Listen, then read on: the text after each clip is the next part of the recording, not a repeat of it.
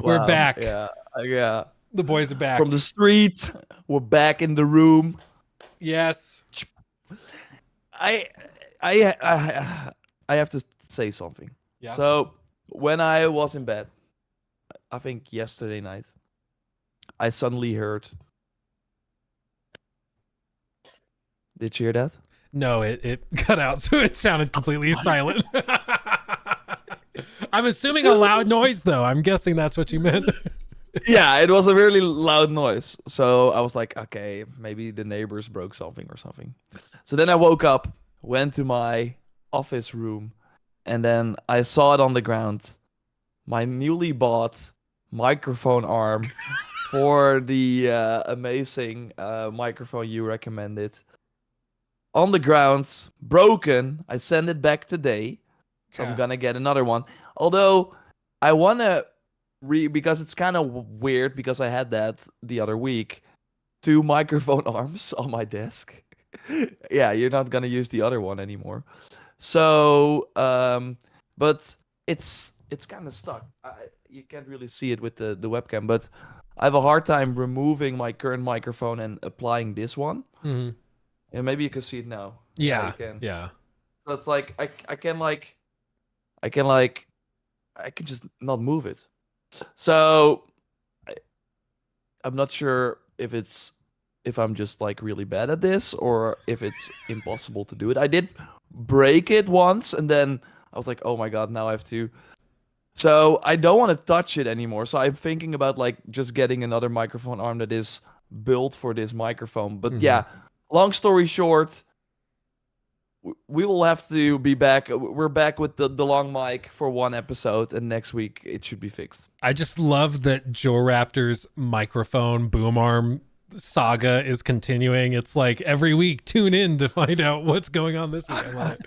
Yeah, they do make some nice ones that are balanced specifically for the weight of this or for the RE20, which is a really common one for this type of application. So there are options. And actually you have the extension because I missed that one as well. You have like an extension from the arm to the microphone. Yeah, otherwise the cable just sits right where like this tightening bolt is. So having a little bitty like 3 to 4 inch extension helps a lot. Maybe you're an audio listener and are like, I never even noticed this microphone. Well, you should go to the Luke Steepest live channel and check it out. Although if you are of course on Spotify, leave us that 5-star review. We exceeded the 300 reviews. We're at 301 right now. So if you left a review now or yesterday or at any point, we really appreciate you. We also made a call for Apple Podcast, of course. I'm gonna see how we're doing there. Did some people steal there? Okay, we're still at 5 stars, but 1 review. Maybe we should just not touch this. Yeah, it's Apple. It's Apple. Who cares? We appreciate all of that, guys. You guys are amazing. Much love. And to help us keep in tune with the show after the fact, if you're watching this in the VOD, you want to see what chat was saying. Chat is now on screen, so you guys can see what each other are saying. Next level. Yeah, baby. So today we have kind of a fun concept, a fun approach. There's of course some little bitty news things we could touch on, Red Dead coming to PC, once again, another thing coming close to a Horizon game, which I just find really funny. But we got Mirage is coming to Steam as well late in October. Yeah. It's all in that week. Everybody's like, yeah, it's fine. It's at this point, I think it's a running joke in the industry. Everybody does it just to be funny. And it is quite funny. But we've got that. But sort of the premise, the titular topic for this episode is us kind of putting on our CEO hats and ties and suit coats and trying to figure out how we would save Ubisoft if we were to become the magical, all-powerful beings, otherwise known as CEOs of the company. And it should be interesting. After that, we're going to do a little fun breakaway segment where we rate our favorite Assassin's Creed protagonists. It's something somebody requested and has been requesting on stream for a while. And today I was like, wait, we should totally do that with Joe Raptor, because I'm actually kind of curious what he thinks of some of these characters. Like, how would he rank Jacob Fry versus Arno, for example? I don't know. So we can poke his brain a little and see what he thinks. It's going to be fun. It's going to be fun. So, For sure. With all that said, we will be keeping an eye on chat. Any super chats, subs on Twitch, all that stuff is greatly appreciated, but we will naturally get to those at natural breakpoints in the show. So we appreciate you guys being patient there. But before we get into it, I mean, Samaya asks the most pressing question of all with a super chat. Real Dragon Ball fans don't get the deluxe edition of Sparking Zero to play 3 days early. They wait. Those who get the deluxe edition are weaker than Yamcha. And this is paired with the reviews that have actually come out and have been pretty good. Yeah, no, but is that true though? Because I have had these issues with Metacritic. I think it's broken because it says 83 for Spark. I can't. That's not real. So I think, is it like on your side as well, 83? Because it must be broken. It must be just a glitch. Yeah. Yeah. Or bot accounts or something. Because, I mean, you're right. There is no possible way that it reviewed. I mean, we saw it, right? They have the same character with a different hair color. That's what they call content. So I just don't believe it. October 11th, that's when the world is gonna end. Oh man. Oh, but people are playing it already. So if you get the early access, yeah, I think so. I think that's what he's alluding to. I mean, it has been quiet of the less people on the street for sure. That's criminal. No, okay. I was telling everybody in chat, I was like, maybe what we do is like we do like a charity fundraiser for the hurricane relief in Florida or something, and if we hit a certain threshold, I'll buy Joe Raptor Dragon Ball and he has to play an hour of it or something. We'll do that. I think it'd be funny. But no, I'm glad I actually got into like someone at the gym I was talking to. He was like, "Oh, I'm so hyped for Dragon Ball. I'm gonna beat you and stuff." So it's even like investing my real life now. So dude, it's everywhere. Can't escape it. It's everywhere. But it's cool to see that it's doing well. Of course, all jokes aside, it's very positive on Steam. Mm-hmm. I mean, those Chinese bots get better each day. It's crazy. they're indistinguishable now. I guess real quick, Joe Raptor, just to lead us off before we get into our main topic, what have you been playing this week? To be fair, I've been like still playing a lot of like Outlaws, kind of taking my time with it. We talked about it when it of course came out, how it's the first time a big Ubisoft open world came out that I did not play before launch and made videos on. So I'm actually experiencing it as I would play other games that I'm not covering. And if you are a creator, you know that is very rare that you play a game where you are not making videos on. I mean, I would still maybe do videos on the game, but it has been an interesting experience. Like a lot of thoughts going through my head. But it's interesting to not be like, oh, I need to complete the story before this day. I can just take my time, complete the planets and stuff. So I've been enjoying it. I think it's kind of an impressive game in terms of the world. Like I personally think Ubisoft games are always kind of pretty, but this game is really kind of next level in terms of getting like walking over the street and seeing all these NPCs doing going about their business every time I'm excited to go to a new planet because I just know, oh wow, especially the urban environment will look very, very cool. So that has been fun, but the gameplay, it's just, I really think that they forgot to make a game around the cool Star Wars world they created. And that's kind of sad. I do think that they focused a lot on the premise, like the big selling point they thought would just be open world Star Wars, and that's all you really need to do. So they put a lot of effort into that, into the world building, the idea that, for example, like NPCs will talk on city streets and you can listen to what they're saying and they'll give you like little hints that, oh, if you look over here, and I heard they're going to rig this race. If you see this guy running this race, then bet against him because he's going to throw it or whatever else.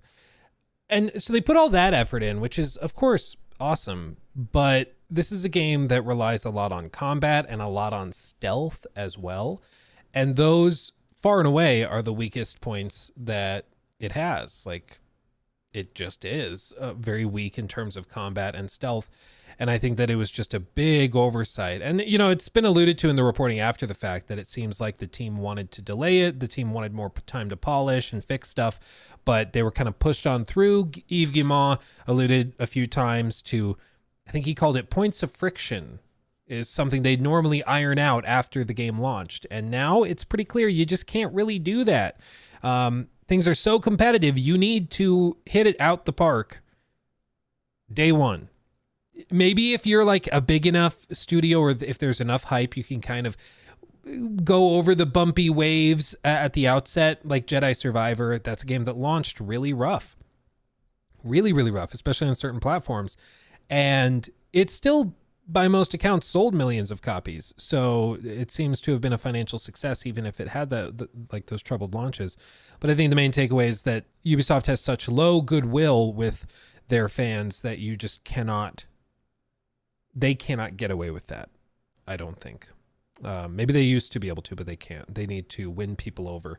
And hopefully that's what they're going to start doing moving forward as we talk about what we would do if we were CEOs of the company. Yeah, for sure, for sure. And I mean, it's gonna be fascinating. Like, I do think this game will have an interesting tale where I do think if they at one point, and that happens with all the Ubisoft games, at one point they go to their subscription. I mean, of course, on the highest tier it's already there, but like at one point it will become part of Game Pass or PlayStation Plus Extra. And I do think if people then go in with very low expectations, probably they will be like, wow, this is actually better than I thought. But yeah, that's not like helping Ubisoft at all. Yeah. I think one of the biggest problems for Outlaws is just that everybody knows it's got some problems, and everybody knows if they wait 2 months, at this point a month, they can get it on like a 50% off sale for Black Friday. And so long as that is known that it's going to be on a deep sale just in a couple months, why would people buy it day one at full price? Like, why would they bother? There's no reason to. I was speaking to people that are like involved in marketing of a lot of these types of games, and they said, "Oh yeah, no, it's a common frustration where, you know, we want people to buy it day one at full price, of course, but if they don't, then we need them to buy it. We need revenue, so we put it on sale to get them to buy it. But then people start not buying it day one because they're just going to wait for the sale." And so it just creates this loop that spins and spins. And I think the only real solution is to make a game that's good enough people want to play it day one. Yeah. They want to be part of that. Because there are a lot of examples of games that can get away with it. And especially games that never go down in price. That like at one point you earn that, like an Elden Ring, for example, has been, I think, 60 for a long time and then maybe dropped at 40 at one point. And that was kind of it. Well, yeah, it's pretty old at this point. So yeah, for sure. But yeah, for Ubisoft, because then we can kind of go into, because that's, I think, maybe one of the things you will change if you were a CEO. I feel like my takes on a lot of this, how I'd fix it, are maybe gonna hurt some feelings or seem particularly aggressive. I'm excited about it. But should we like talk about it, because like the idea kind of came from the fact that, of course, as you've discussed on your live channel as well, and as people who are likely watching this and are in the know, the Ubisoft stock is super low.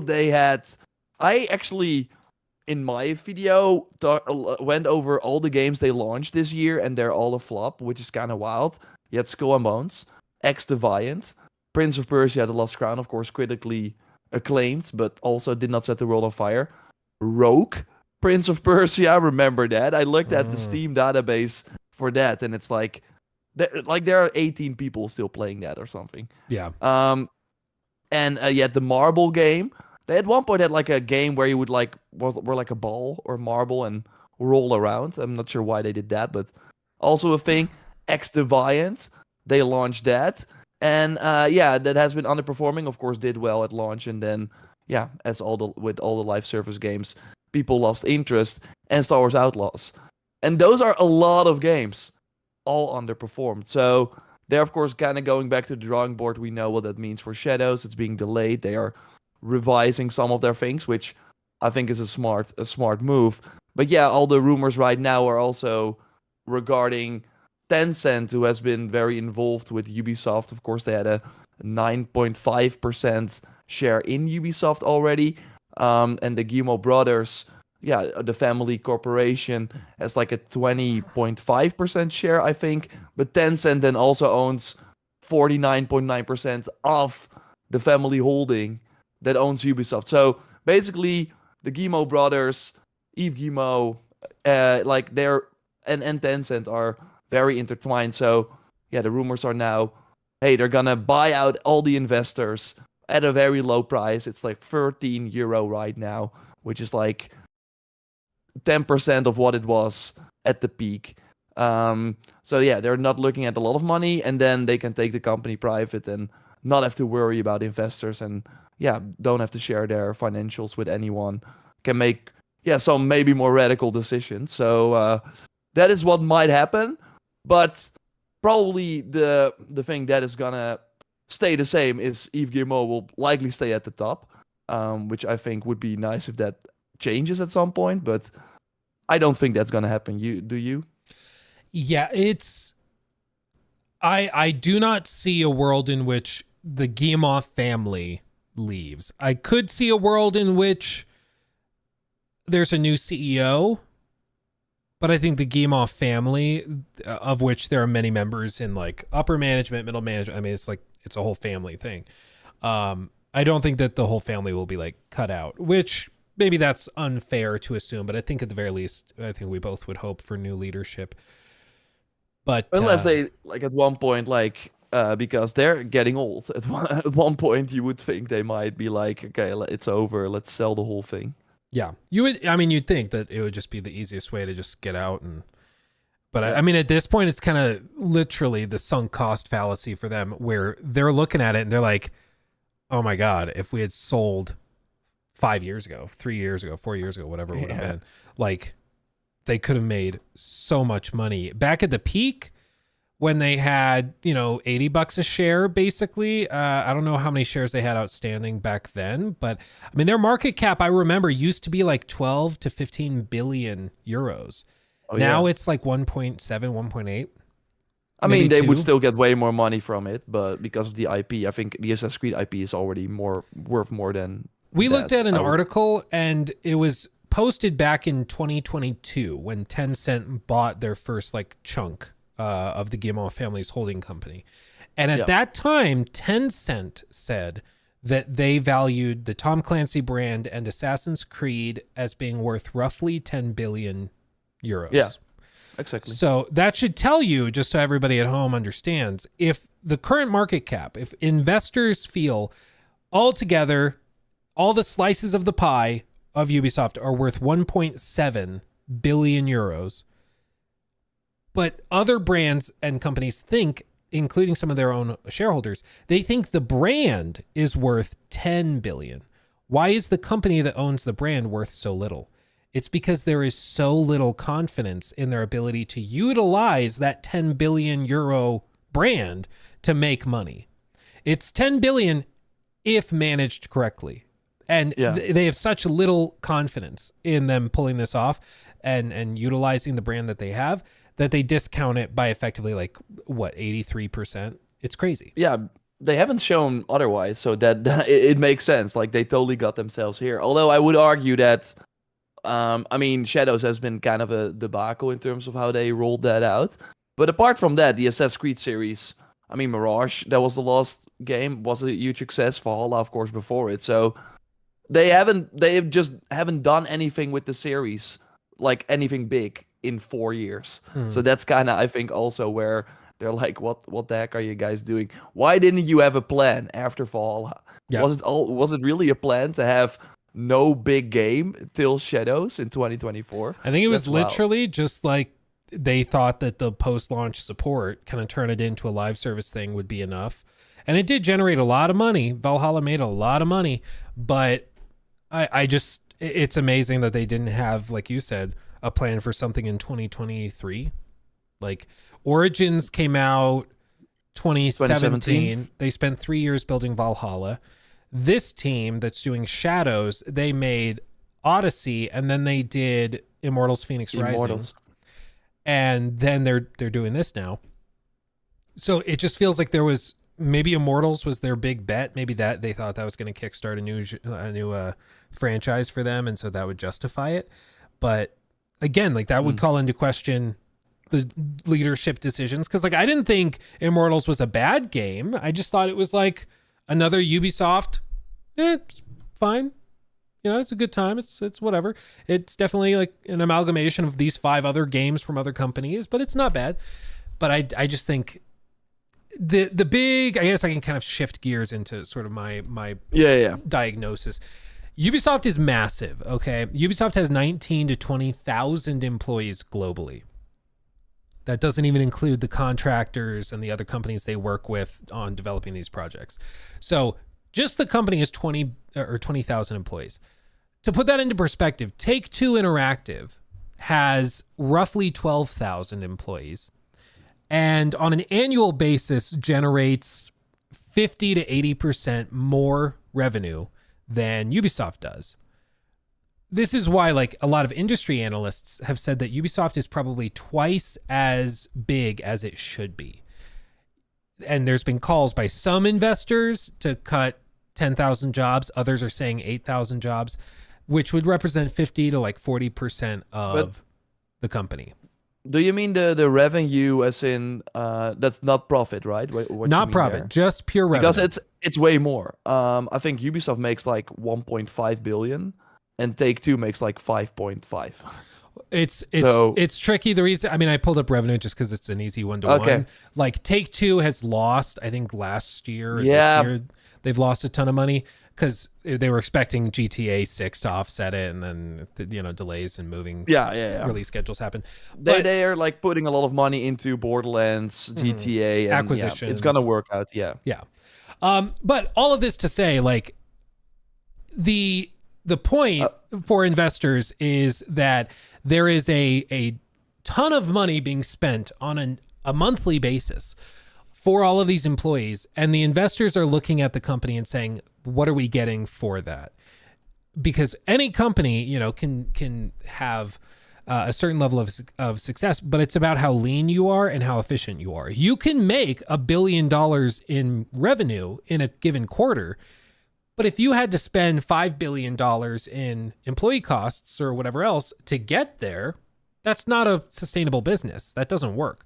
So investors are calling for mass layoffs. What that actually looks like is kind of up in the air. Does that mean that they just shutter like Ubisoft Quebec? Probably not. What it probably means is that they lay off a lot of support studios, a lot of the smaller studios that are working on smaller projects that are not making money. I think they still technically, I was digging through their books and it's kind of hard to decipher, but I think they still do have a team that's dedicated to NFTs.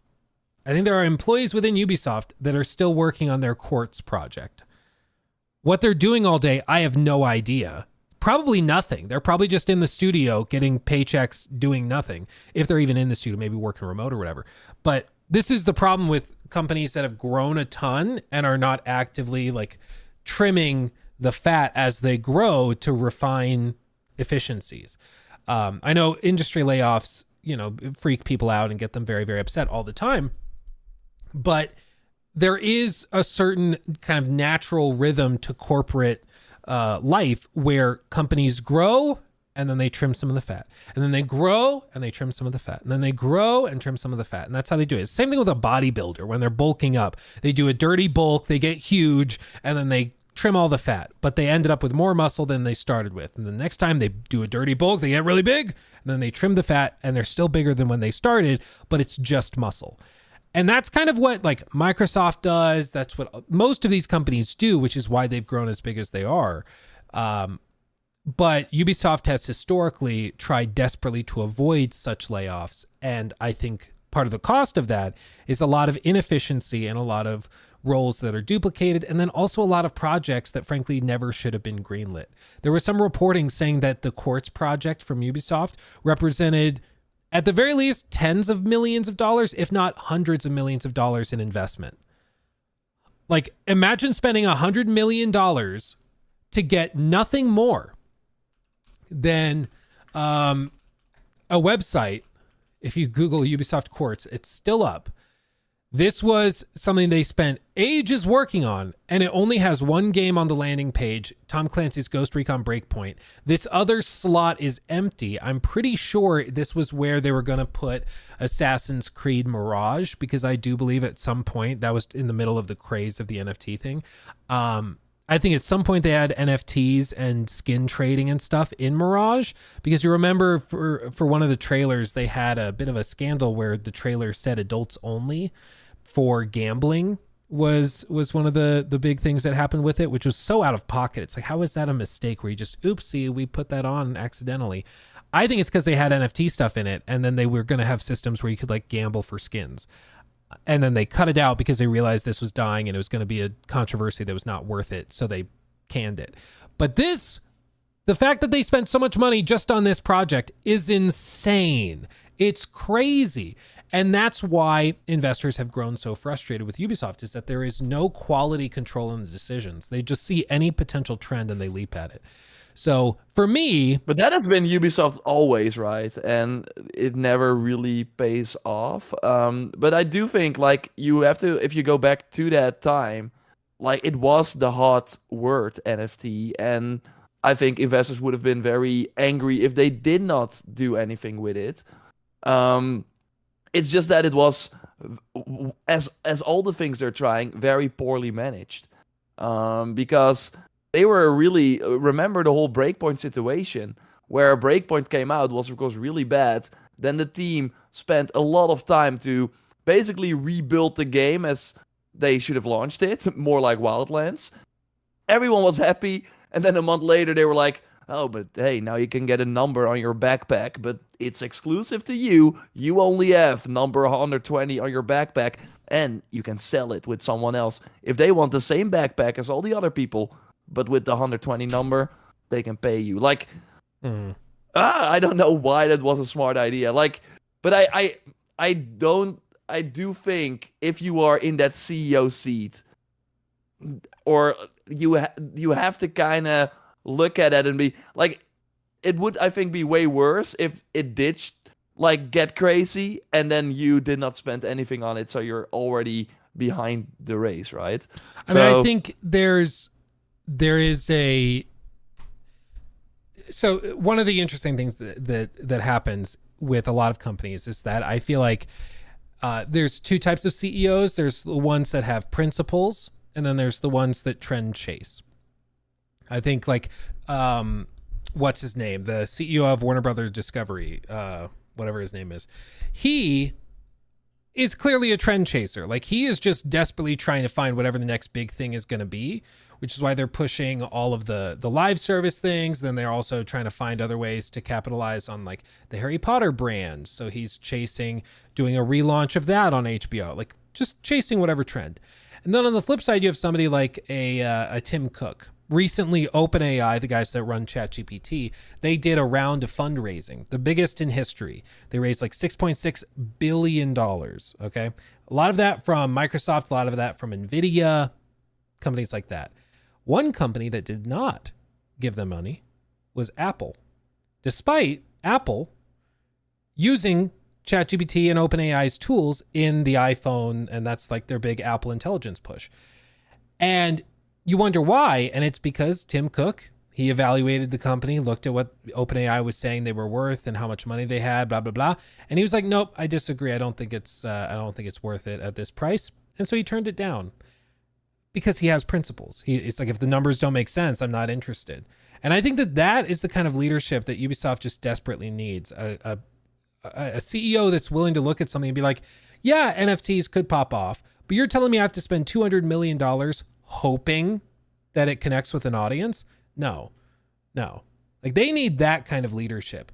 And I think that takes me to the main point, which is just that I think Yves Guillemot at this point, we have 5 years of him just kind of stumbling, and then they've had other scandals of executives leading because they were doing nasty things, and it's just at some point the writing is on the wall that we need fresh perspectives. We need a fresh look at this. I don't think Tencent buying them out will magically change anything if he's still in position. And even if he leaves and Tencent puts in their own person, I don't think many people like a Tencent managed Ubisoft. So I think ideally for me is somebody else is promoted from within, hopefully like a veteran of the AC franchise and somebody that understands quality over quantity and that type of thing. And they're promoted up to the CEO position. You can still have shareholders and the board of directors that are the business tycoon types. That's fine. But the person that's making the creative choices and those big green lights, I think has to be a gamer first and foremost. And I'd like to have it be somebody who understands the value of the AC brand, because my fear with a lot of this, like we are hearing stories about an Assassin's Creed multiplayer game, for example. I'm terrified that we're going to see that, and it's just going to be like, you know, gotcha mechanics, roll this to get a loot box with these playable assassins or whatever, and it's just like the most over monetized thing capitalizing on nostalgia. I don't want that to happen. And I feel like if there's people making those decisions who understand the value and the emotional value of the brand, that won't happen.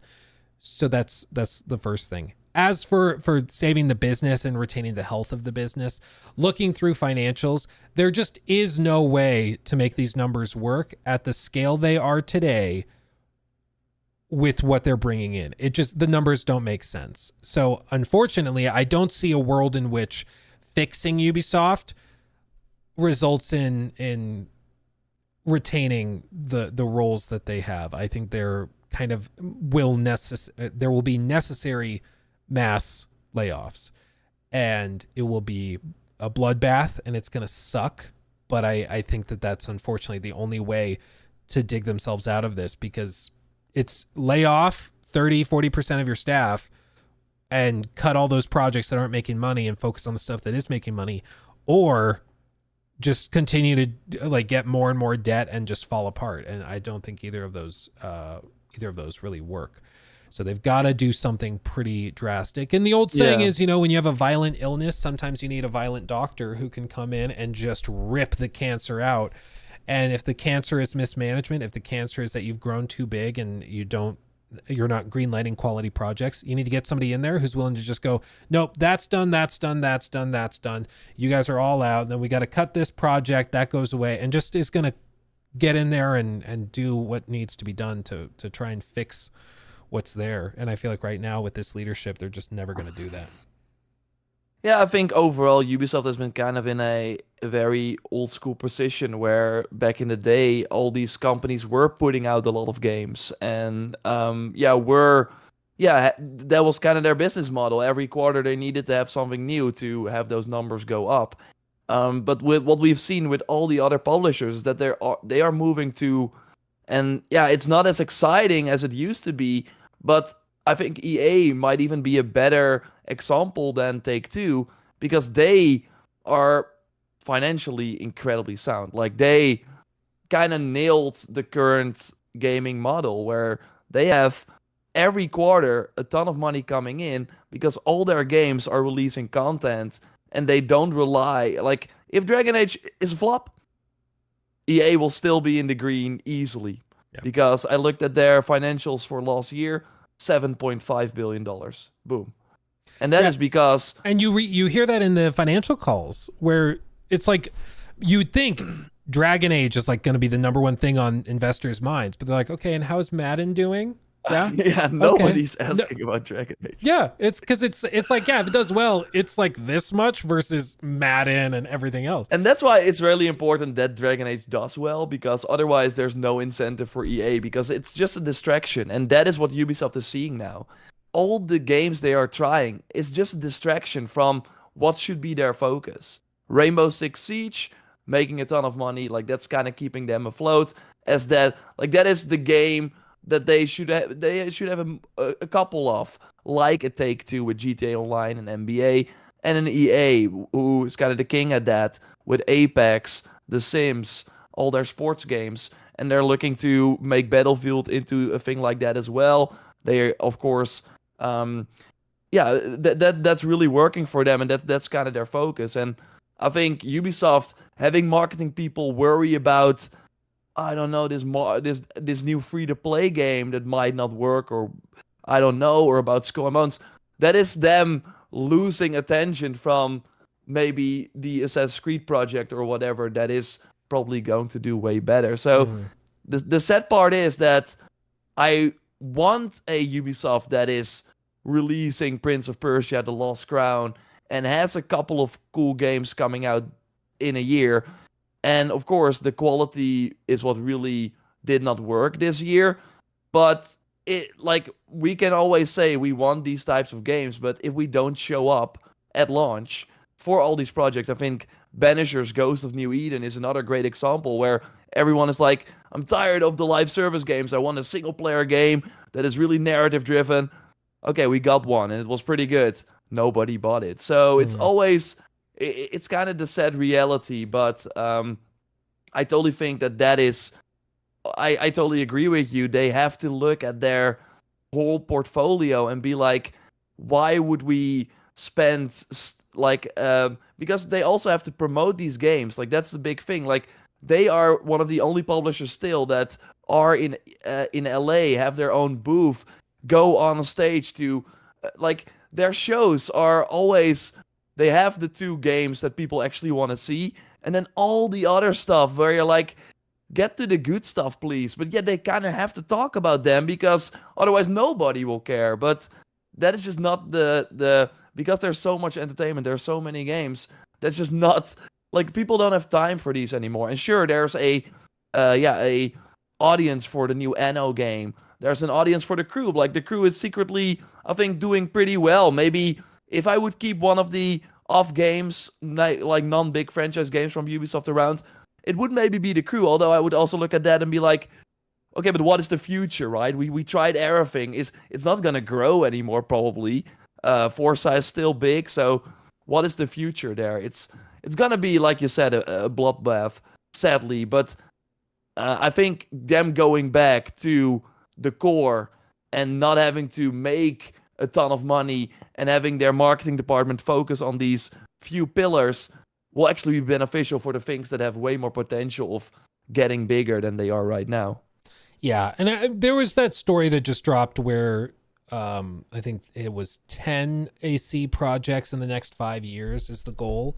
And some of those, I mean, I'm sure that includes Jade, the mobile game, that includes Shadows and Invictus, or... Actually, right now, 4 of those seem planned for next year. Shadows, Jade, Invictus, according to Tom Henderson, should be out next year. And the Black Flag remake. Oh, the Black Flag remake, you're right. Jeez. Golly. So then you're like, okay, so it's actually 6 games in 4 years. Still crazy, but still a lot. But yeah, they're getting they're hitting the ground running. But like, that's the thing is, if they can do that, I think that actually could start to dig them out of the pit a little bit, because I know a lot of people that would play a Black Flag remake that is like qualitatively solid. If there is a lot of work that's been done, if it is an improvement, if like, I don't think they're going to do anything in terms of like seamless traversal from the ocean into Kingston or anything like that. I think it'll still be load screens probably. I'm not expecting it to be totally transformational, but if it's good and gives people another chance to get into that game, I'm in. That sounds great. I'd buy that, as long as it's not like $70. I think that would be too much. But if they did that for like $30-$40, okay, I think we're talking. And then I think they're going full price because of Resident Evil, kind of what they did. But yeah, so? I don't know.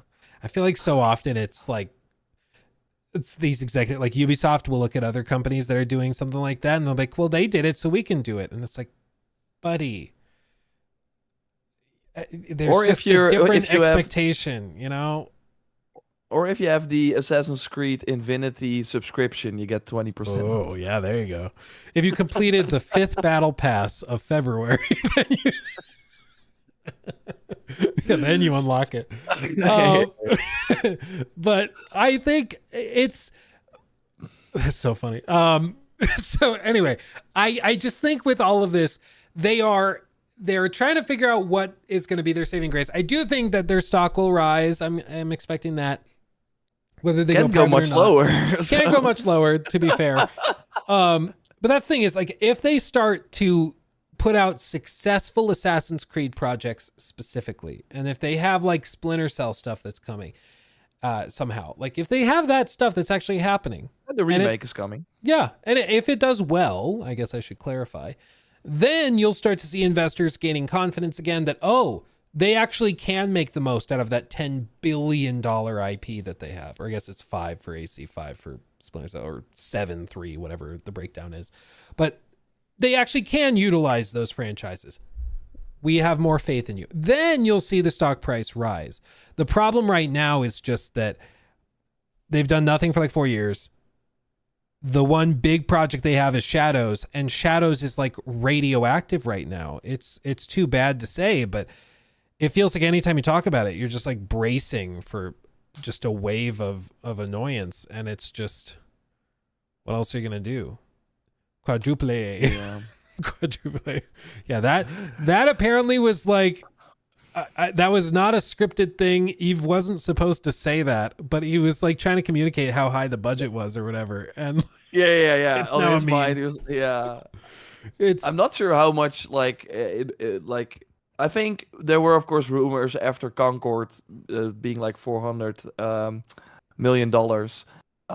But then there also came out reports that Skull and Bones probably cost them way more. So yeah, Skull and to Bones put was that like, into- what, a decade? It was basically a Yeah. decade of nonsense. Oh, this studio working on it, that's crazy. Yeah. But yeah, I think overall, like, would there be? So I think we both agree. If you, and of course, we kind of have to say the caveat. I know people know, but it's still, I think, good to say. Like, of course, it's way easier said than done, all this, but it's fun to kind of speculate on what we would do. But I think we both agree that, yeah, you have to cut studios. That's the sad reality, because like even if Shadows is a success, which I think it will be, like maybe not on the same level as Valhalla will be at launch, but I mean, Mirage had the same amount of people playing it as Origins and Odyssey at launch. I think Shadows will do better than that, so that's already a good thing. And then when the sort of hate train dies down and people pick it up later and the game will be supported, we know co-op is maybe coming late. Like, I think the game will have a long tail and it will probably, yeah, at least make a solid profit. But if you still have all these other teams that are not making a hit in the meantime, you can, like, it's kind of like, yeah, it's not helping the whole thing, right? If one thing is a success, or even if the Black Flag remake is also a success, they need more, or you gotta cut studios and be like, hey, now we can, yeah, get way more out of the profit from a Shadows, because we don't have to, yeah, get all these teams that are making a Extravian map happy as well. Well, yeah, that game is obviously not doing well either. Like, that is Ubisoft Singapore or San Francisco. That's an expensive studio. Yeah.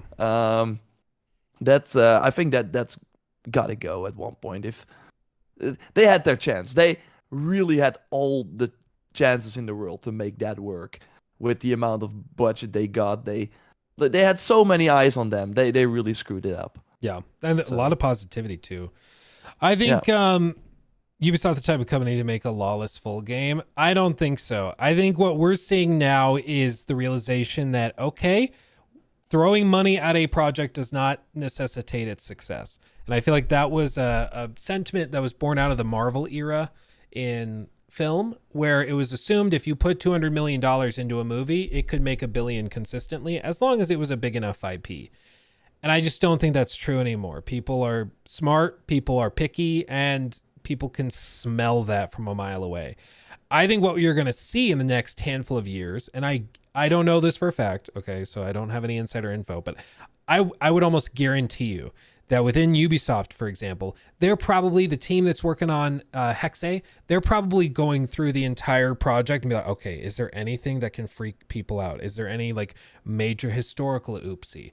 We should maybe take out that sex scene with the Pope. Maybe we should do that. Like they're trying to find anything that could be seen as outrageous or controversial, and they are going to be hyper aware of it. And a lot of other studios and companies are doing the same thing. Yeah, it means they don't take as many risks, but I think that we're just at a point where they can't afford to. And then on the flip side, I think it also means like we all know the types of companies and consultant groups and things that help make games like a Suicide Squad happen or a Concord happen, and with different character designs that are very modern or appealing to modern audiences.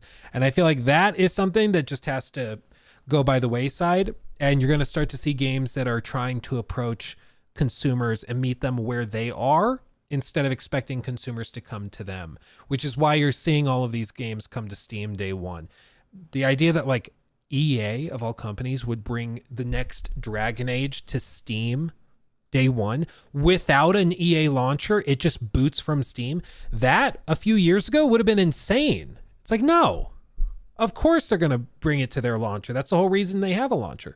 But they're actually trying to meet players where they are. And that's the same thing with Shadows. Shadows is coming to Steam day one as well. The fact that I found really funny, by the way, was that this whole thing with Shadows went down. They canceled preview events reportedly. They delayed the game. They did all this stuff. And within just like a day or two, there's a statement that goes out and it's like, oh, well, they're bringing it to Steam day one. That tells me that for a long time they knew they probably needed to do that. But the fact that they so impulsively could make the decision to just be like, okay, we'll do it. That to me shows and they knew. Valhalla gets Steam achievements, Mirage is coming to Steam, all of a sudden Outlaws is coming to Steam way faster than they first planned. So yeah. I think they're realizing that there's a lot of it. And I don't know if this is a factor, but I have to wonder if like piracy is also an element to this too, where maybe like if Outlaws as a game is just so kind of blah and lackluster that people basically are like, I want to try it. I want to see if it's as bad as people are saying, but there's no demo. There's no preview time or anything. So on PC, I'll just try pirating it and playing it that way. I wonder if they're finding that is a quantifiable number. And if they just brought it to Steam with the Steam 2-hour refund policy, if that could actually end up winning more people over. Because Gabe Newell has often said he doesn't see piracy as a pricing issue. It's more of a service issue.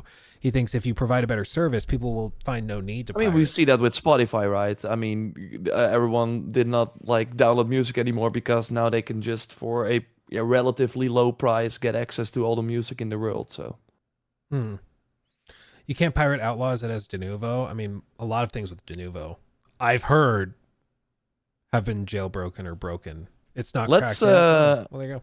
Get some super chats in. Saw some funny ones. Yeah, and, unlike Ubisoft, let's make some money. Let's see where we're at. It's loading for me. Come on. There we go. Okay.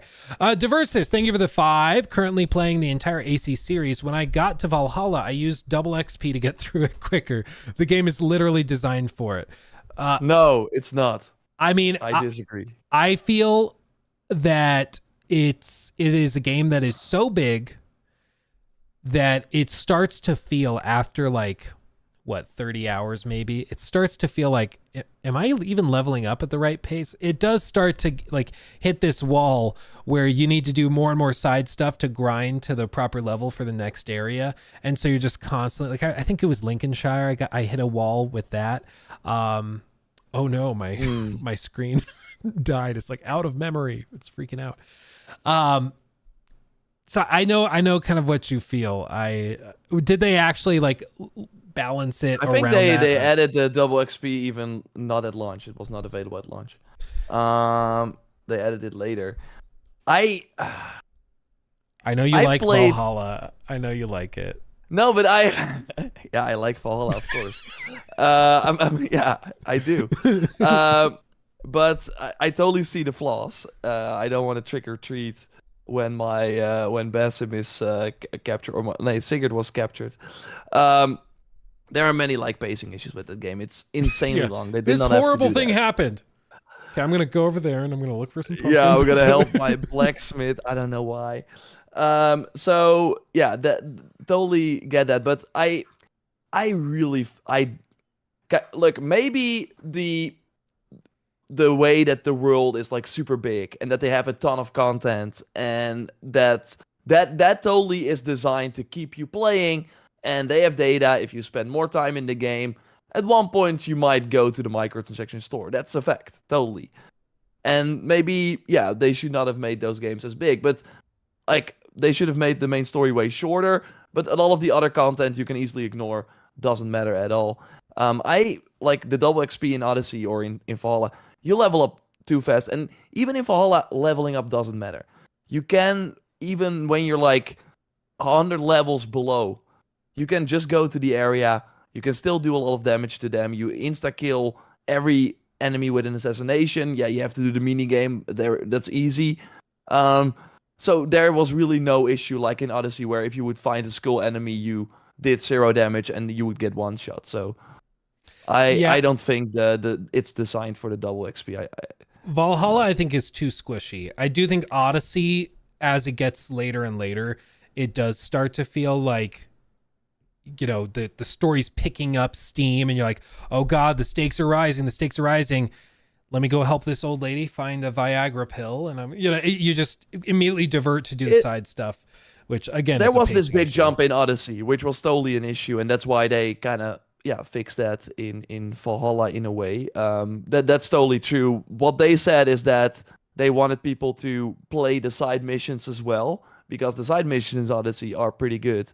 But that's not the way to do it, right? It's not like people should just do what they want, and you should not like place a roadblock or create like a problem for them, and then they have to they're pushed to do other things. No, they should, like, your content should be good enough so people play it for Yeah, out hopefully of it just themselves. happens in tandem Yeah, organically. exactly.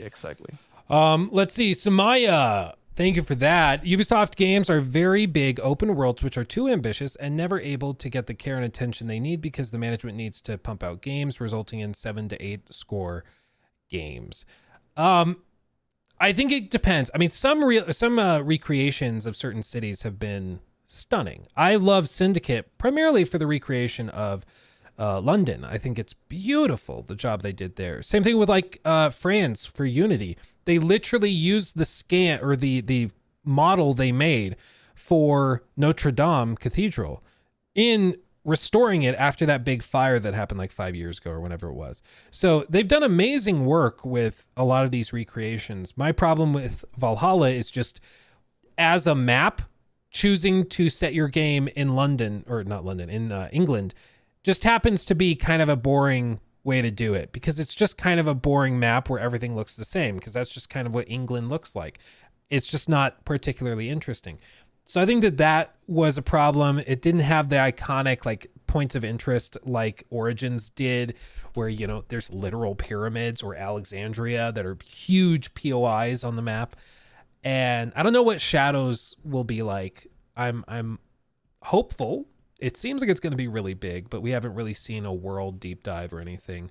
Probably won't till the new year. But what do you think of that, Jor?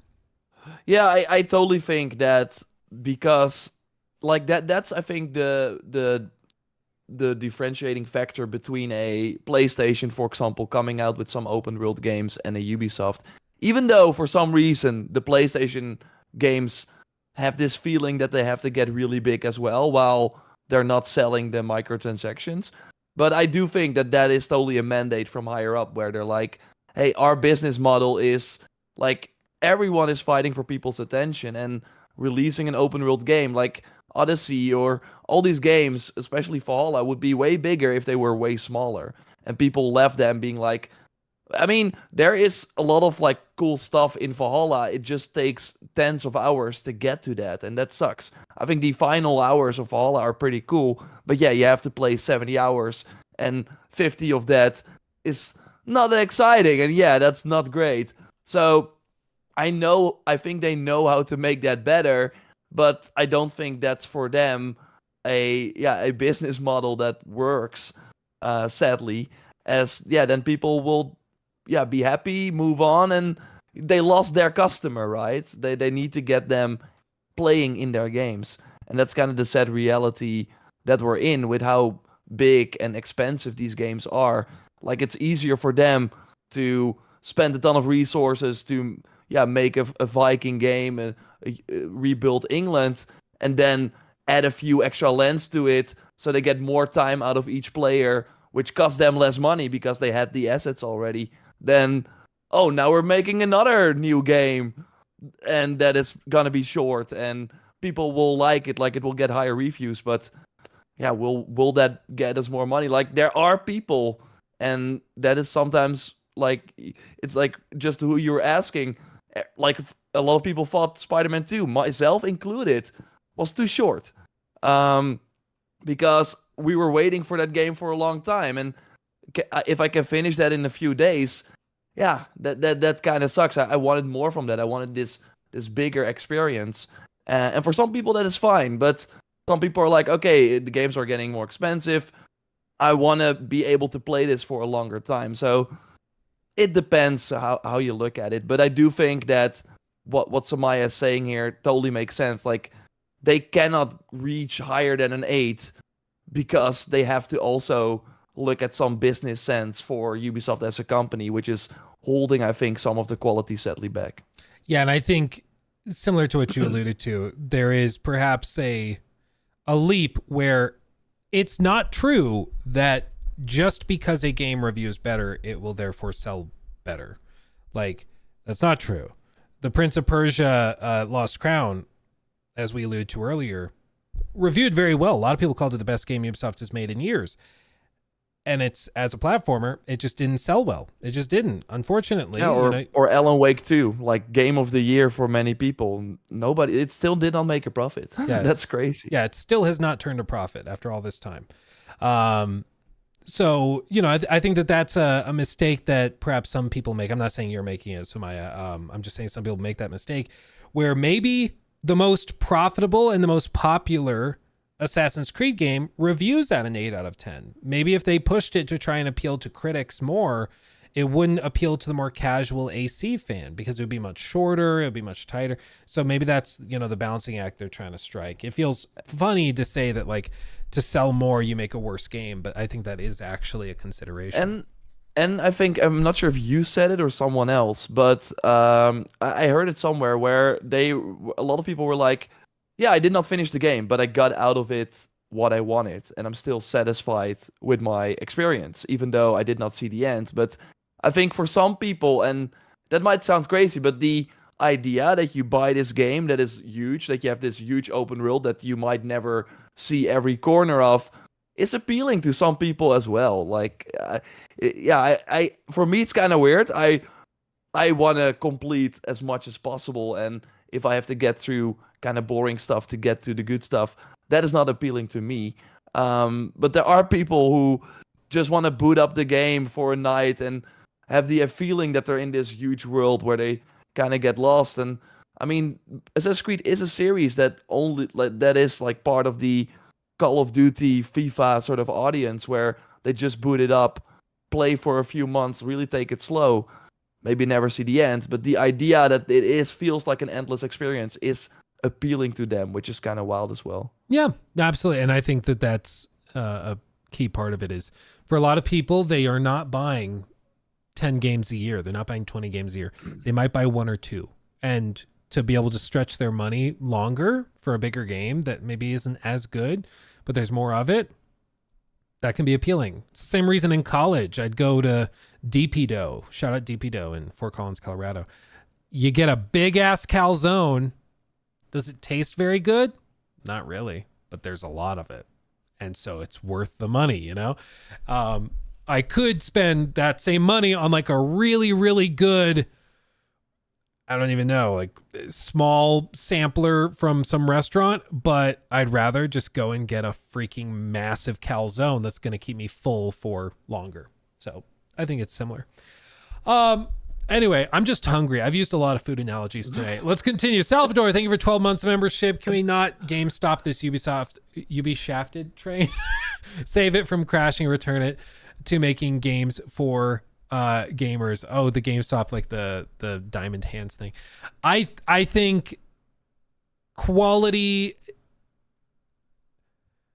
I feel like right now there's a problem where a lot of games are being made and expansions being made and DLC are being made, and the developers or people greenlighting the projects are not stopping to ask who is going to buy this. Is this what our fans want? And I think the sooner that becomes the trend again, where you start trying to sell games to your customers instead of to some imaginary group, I think the better. Because I just think with a lot of these games, we all look at the disaster and we're like, who was this made for? There's like, nobody thinks this looks good. And they didn't know who it was for either. They just thought some magical group of people would come out of the woodwork to play it. And it just was never there. Yusuf, thank you for that. New Horizon game from Ubisoft, Game of the Year contender for Joe Rapper. Yeah, I had to love it. To be honest, and that's kind of, and I hate to say it, but Forbidden West was already a Ubisoft game, so we don't need Ubisoft making that. I actually think... I really hope they go a different, more mysterious and less formulaic route with the third game. Yeah. Well, guys, we did it. Joe Raptor actually acknowledged that Forbidden West is kind of repetitive, boring garbage. I didn't say it. No. Like, imagine having a sort of Elden Ring type experience. Like, they should just not be afraid to let people... Like, you hear about these, there's a dangerous machine and blah, blah. And then you go on this beach and it's like a robot, like... Boom, boom. Yeah. No, I totally agree.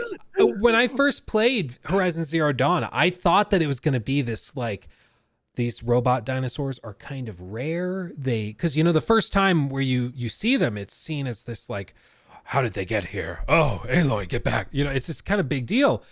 And then you play the game and they're every 35 feet. There's another one. They're all over it makes sense if you know the story, of course. Yeah. But I think if they had reworked it, or for the third game, if they tried to, you go to a new area and maybe they're more scarce, but they're way more deadly, I think that would be much more interesting, because it would make them more special. And then they could put more effort into each one. You want that King Kong scene, right? Where they go to the island and then they're hunted by the dinosaurs. Like, you want that sort of, that scary feeling. And that's what I hope the online game kind of does, because I think Aloy being this sort of god character doesn't help with this either. If you can slow down time at any moment, you kind of remove the sort of scariness from these machines.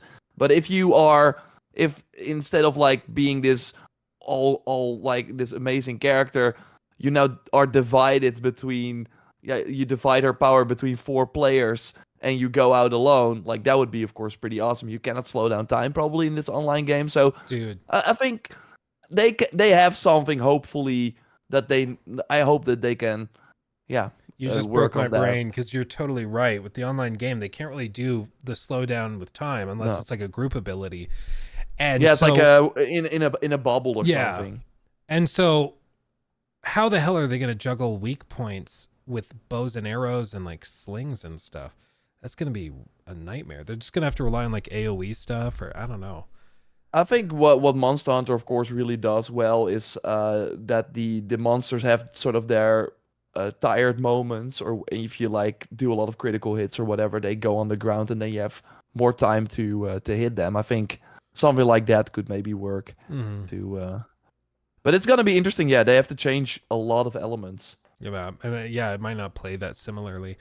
Let's see, Blake, thank you for that. I disagree with Jor. Whoops, I gotta reload. My page died. This computer is struggling. Blake says, I disagree with Jor about AC Shadows being a success. Right now is the most I've seen where people are actually voting with their wallets. Outlaws showed us that franchises aren't too big to fail. So I think he's disagreeing that you're saying it's going to be a kind of slow burn, long tail success eventually. No, I think one big difference between Outlaws and Shadows is that Outlaws is a game nobody kind of asked for. They asked for an open world Star Wars game, but not where you are this character where you have to sneak around and only carry around a blaster. Well, I think, yeah.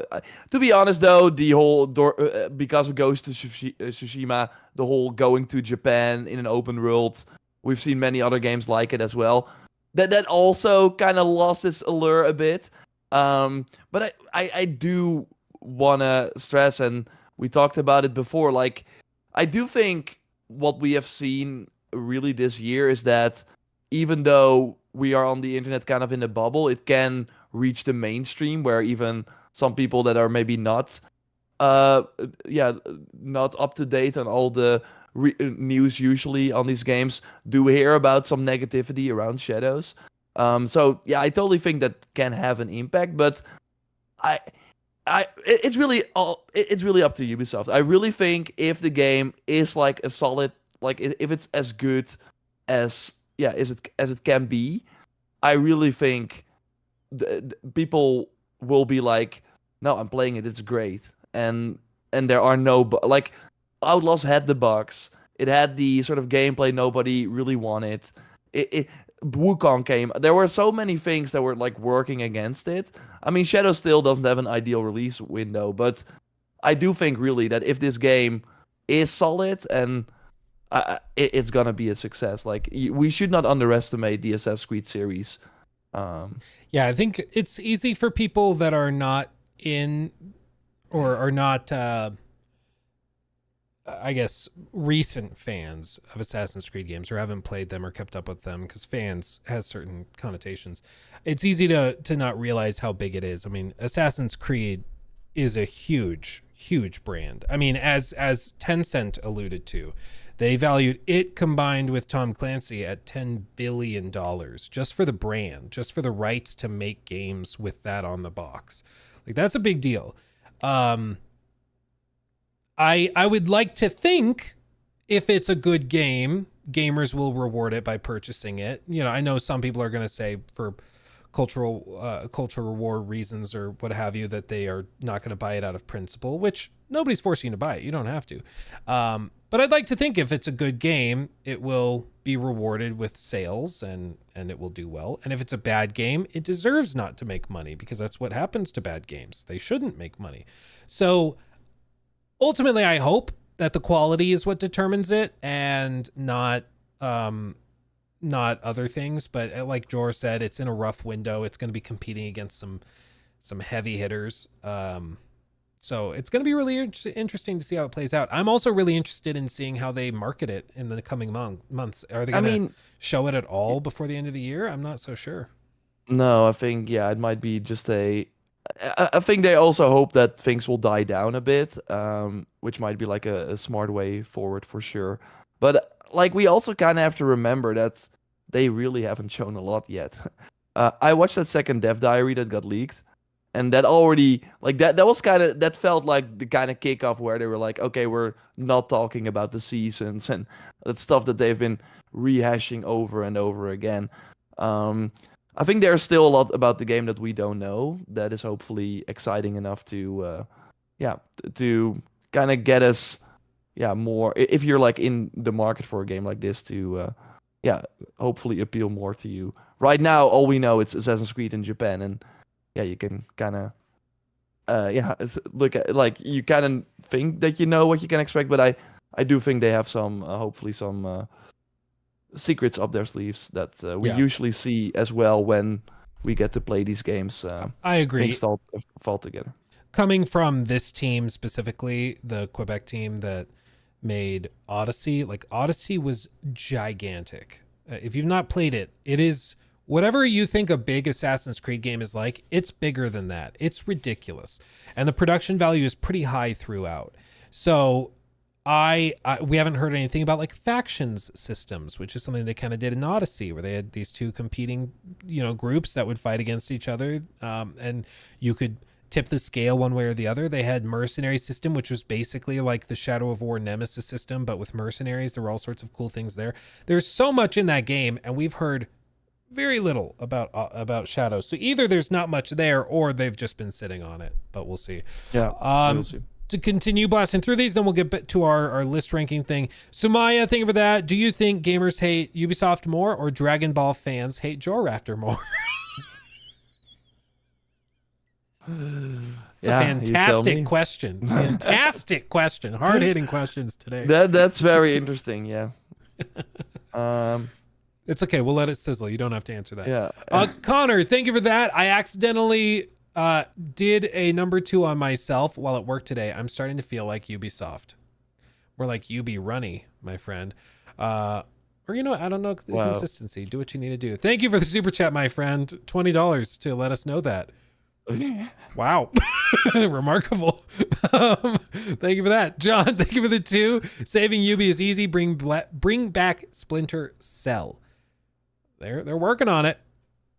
We'll see. This is the thing with Ubisoft that just makes it so fascinating, is that they have so many things that should be able to dig themselves out of this hole. And the fact that they are still struggling to do it is just remarkable. It's just remarkable. I put a list before we look at the other list. I have a small list of things that I think they should do that will help. Okay. Yeah. Real quick, shout out to Theory is Twitchy on Twitch for the sub, and also to Pick Maurice for the sub as well. Okay, what is your list? Yeah, thanks everyone. One thing I think would be really cool is a game focused on the terrorist hunt mode from Rainbow Six. Bringing that back. Remember that? Rainbow Six Vegas had like a terrorist hunt mode where you would go in and then basically have like a number in the top right corner and says like 30 terrorists are in the villa or whatever. And then you kind of felt like a police squad raiding a house. I think something like that would be really cool. I also think overall that they are kind of like doing that more. Kind of like Ready or Not. I've not played Ready or Not, but I know people had that. People like that. I overall think they should focus more on gameplay. Like, it's kind of wild that Elden Ring has happened and Breath of the Wild as well. And what those two had in common is like they kind of revolutionized the open world genre, of course, in many ways. But Ubisoft has not taken a lot of learnings from that at all, or is kind of afraid to drop their regular model to give less player agency. They, of course, do the whole, okay, yeah, we're not telling you where the objective is, but I don't like the fact where it's like, it's west from the building. No, that's not like that. Then you're still telling me something, and now I'm like puzzling. No, I want to just walk and see what's up. So I still think that they are not spending a lot of resources on the right things. Like, one thing that Elden Ring does really well is, of course, the amount of enemies and the amount of weapons that you can find. So, or like every time you go out into a area or something, you're like, I might find a completely new weapon type or a weapon that has like a unique ability that is only linked to that weapon that I would otherwise have missed. And in Ubisoft games, you kind of at one point understand the systems, and they don't go beyond that. So I hope they kind of look into that more. I would give the Prince of Persia: The Lost Crown team a Nintendo IP. Okay, get like a imagine like a Mario Rabbids like platformer or something. That could be fun. Yeah, like I maybe not Mario and Rabbids, but again, they work with Nintendo before, but give them Donkey Kong or something, or like, right? Like, I mean, they've done that, of course, with Tropical Freeze and stuff, and they've done Metroid Dread, so maybe, or let them make like a Mario game. I know that would be crazy, but I think they could do a really solid job at that. So that is, I think, that's why I would keep that. I would keep that studio around because they're very talented. Yeah, we're not Xbox. We don't shut down good studios here. I mean, come on. I mean, they might still. they might. Still. Yeah. What else is on your list? Do you have anything else? Because then I can run through my list. Black Flag multiplayer game. Just do it. How can you? I mean, there were still quite a lot of eyes on Skull and Bones. People wanted a game like that, but because like that is the prime example of what you said, where it's like, let's make a game for an imaginary audience. There was no audience for Skull and Bones. Nobody wants to play the ship, but there is an audience for an open, like a more realistic or more like grounded maybe Sea of Thieves style game with the Black Flag graphics, and people want that. And maybe so I would totally. I think it's wild that they are not able to do it, because that was kind of the thing. They were like, yeah, we can make ground combat work. I'm just like, that's wild to me. So that would be another, I think, pretty easy, or like not easy, but like a safe bet that I would make. That will sell well. So to run through mine, first of all, you're preaching to the choir with that one. I do think that there is an easy W to be had if you do I would go more of a survival game route with it. You could do a Black Flag-esque pirate survival game where you start with nothing and then you build up like a little pirate base, and then your ship gets upgraded, and there's exploration to be had. You know, think of Pal World, but you're building not just a pirate base, but also upgrading your ship to sail around to different islands, and there's all sorts of stuff you could do. I think that's an easy W, and it's really should not be this hard to do given their resources. Or even just a single player pirate game, and you just lean into dark, gritty pirate lore. Like, just do that. Again, I'm telling you, people love pirate stuff. The cartoony pirate stuff with like Sea of Thieves is fine, and there's a market for that, sure. But I do think there's a huge market for people to get a really dark, gritty, gory pirate game. I think that people would eat it up. And I hope that's the new trend. You know, we've had all this stuff with games set in like kind of themed around Norse stuff. We could have these games, you know, themed around Japanese stuff. And then we go this route and we start doing games focused on pirate stuff. Imagine if the next God of War is just Kratos with an eye patch. Wouldn't that be great with a little peg leg or something? If that's the new trend that everybody's doing, I'd eat it up. It'd be great. Just everybody's making pirate games for like 5 years. I'd love it. And then we all get burnt out and move on to the next thing. We'll see zombies make a resurgence or something. But there's that. First and foremost, though, I think what they have to do, I just think there's no way to avoid layoffs. I think they got to downsize. I don't see a way out of this without that. Hopefully they retain the really high quality talent that they've acquired, but I think you got to shut down some of these projects. Like Beyond Good and Evil 2 is still in production somewhere. Yeah, what the heck? What are they thinking with that? It's not like that's going to be like an easy win. No, it's going to be very hard to get people to care about that. Well, and it makes me wonder if there's another contractual thing where like they signed some government funding deal and now they can't cancel it, because that's somewhere out there. Maybe it's just one dude in a lunchbox that's working on it on a like TI-84 calculator or whatever. But I don't know what else is happening with that. So they got to shut down some projects like that. I think the other thing they have to do, and this is something I just don't know if Ubisoft understands the position that they're in. They have to approach everything in the most pro-consumer way possible.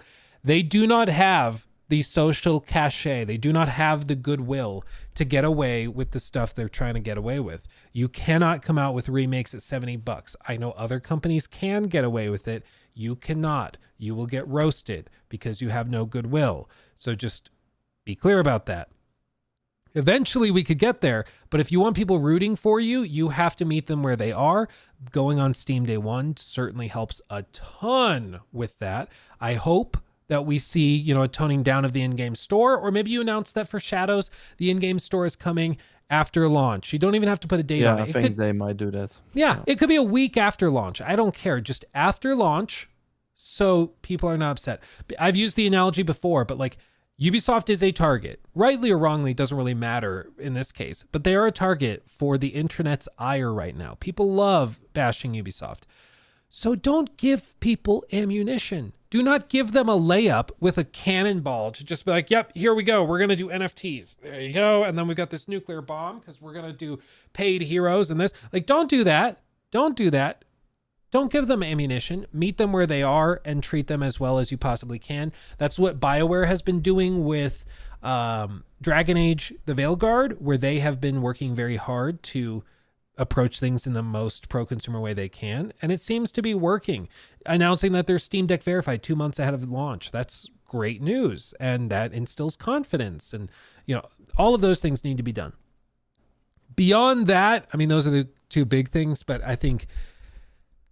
I know it's a long shot. I think I get it, but I still think that best case scenario, just for confidence in the audience and with investors, is a new CEO. I know it's a super long shot, but I think that would go a long, long way to just excite people.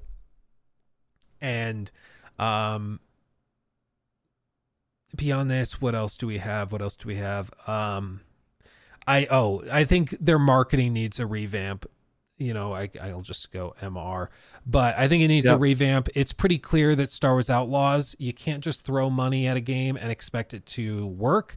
You have to be very tactical with it. I know they spent a lot of money hiring TikTokers to make videos, the standard, did you know that in Star Wars Outlaws you can do it? And it didn't help. It didn't help because, for one, TikTok views are Monopoly views.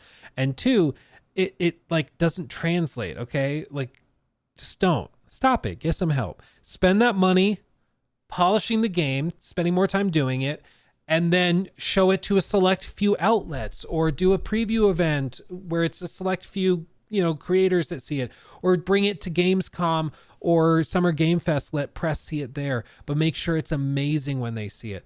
I'm telling you, Ubisoft, as an expert in this field, as much as I would love a little slice of that marketing money, to be, as people say in the comment section, paid off or whatever, as much as that would be great, your games will be better and will work better and be received better if the focus is on quality, and then you let the game speak for itself through those previews that are much cheaper by comparison. I don't know how many millions and millions they spent on Outlaws, but I guarantee you if they had spent that money polishing and refining it, it would have been way more valuable than what they got for it.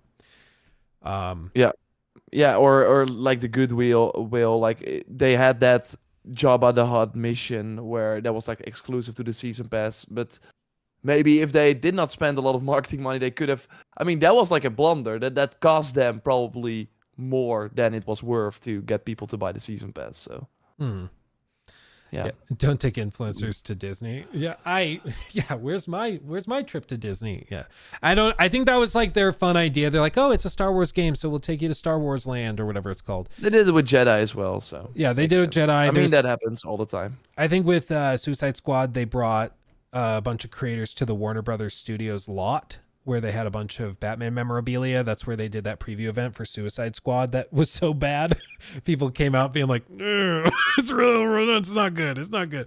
So I think that was just a fun thing they were doing to try and do something quirky and different. But obviously that ended up being more of a headache than it was worth. And so I doubt that they're going to be doing that type of thing again. But anyway, yeah, I agree. Word of mouth and buzz will outmarket traditional advertisements 10x. Yeah, and I think there is a certain air of desperation that comes with massive marketing campaigns where it's like in Mean Girls, stop trying to make Star Wars Outlaws a thing. Like, if it was good, people would be talking about it by themselves. They don't need you to tell me that it's amazing. It would just be amazing, So I think that's part of it. Yeah, sometimes what like marketing should amplify a good message that is already there, and that is, I think, what did not work out for Outlaws. But it's how a lot of these games have been marketed forever, so I don't blame them. But now they see that it doesn't work, and I think they also overestimated the Star Wars license. I think that was probably one of the reasons why they went as aggressive, because they really thought that people did not even need to see the game. They just didn't need that. They need to know that the Star Wars game was coming to be excited. But those days have sadly also passed. Yeah. Anyway, Let's catch up Yeah. on the super chats Interesting real list. quick. Yeah. Yeah. So where was I? Okay. Jaimin, thank you for that. They also have Division 3 planned. I think they will have success with Division 3 as people will still play Division 1 and 2 constantly. Yeah, I think that game prints money. That'll definitely make a lot more money than Avatar and Outlaws. Division 2 was when it came out underperformed. I think it's had a long tail though, hasn't it? I thought it was doing well. Sure, but like remember how big Division 1 was? That was huge. That was like Destiny levels huge. For a short time, of course, it did not it could not keep people's attention, but what I really think Division 2 just wasn't if you looked at it, there wasn't anything that made that game stand out versus the first game. And I think they did learn from that. But saying that Division 3 is a guaranteed success, I mean it's a very expensive game. I guess So, we are I don't talking know. about Ubisoft, so guaranteed Exactly. success Like, is- yeah, you would think that Shadows was like a slam dunk as well, and now I think Shadows is gonna make more money than Division 3, but yeah. So Yeah, interesting. Yeah, I think it has potential. I'll say that, but my sentiment that I gathered from some of the devs, because I saw a lot of the same people at the Avatar event that we did, and then at the Star Wars Outlaws event that we did, and a lot of those people are very excited to move on to Division. So I think a lot of those guys are ready to be done with Disney stuff and to go back to doing things themselves. Whether that translates to a successful game or not, time will tell. Samaya, thank you for that. The day they make Kratos wear an eye patch and say, "Yar, I will quit gaming and become a Dragon Ball hater." Now we need it. Corey Barlog, come on, man. That'd be so good. Sean Savage, thank you for the vibe. With Ubisoft potentially launching the Animus Hub with a subscription component, how do you think this would affect Ubisoft Plus? I think it's all going to be kind of merged together. That's the vibe I'm getting. As for whether they do it fully with like access to Anno and everything, they probably do 2 tiers where it's like, oh, you have an Animus membership for $5. I don't know if they actually do that. It might be a monthly subscription. It might just be that's the hub, kind of like the Call of Duty HQ. It's just the app that launches. I think you will get like a discount if you have both of them, but I think it will be quite separate. And like I think it's more like the Fortnite subscription, the GTA Online subscription, the Fallout subscription. I think it will be more like that. So really game focused. And yeah, with Ubisoft Plus, you of course get access to all the games that they have. Although that got less interesting now because you got like the Ultimate Edition that doesn't exist now anymore for the new games. But no, I think they will have a bundle deal, but it will be quite separate, I think, from the two. And like on PlayStation, Ubisoft Plus is not a thing, but I do think the subscription for Assassin's Creed will be a thing. Although I would also argue, like we said, maybe that was like an idea, and now they're like, because I mean, I put out a tweet today saying everything we know about the Animus Hub. People are not like they don't like the idea of having to pay monthly for Assassin's Creed subscription. So why risk that, right? I really think they're gonna launch Shadows again. It would be wild if they did not do a microtransaction store, but I can see them do it because they're so desperate. They don't want any, like you said, ammunition to anyone. And then they just want you to buy the game first. And then I do think at one point, when people are liking it, they are like, hey, we have this big free update. And yeah, this means that we're also adding some paid outfits to the store because, hey, a free update still costs us development money. We want to get some stuff out of that. And then maybe as time goes on, we get like a new modern day update or whatever because the modern day will not be in the games anymore, but on this hub. Then they might be drip feeding us the other stuff. But I think a lot of the plans they had kind of on hold right now.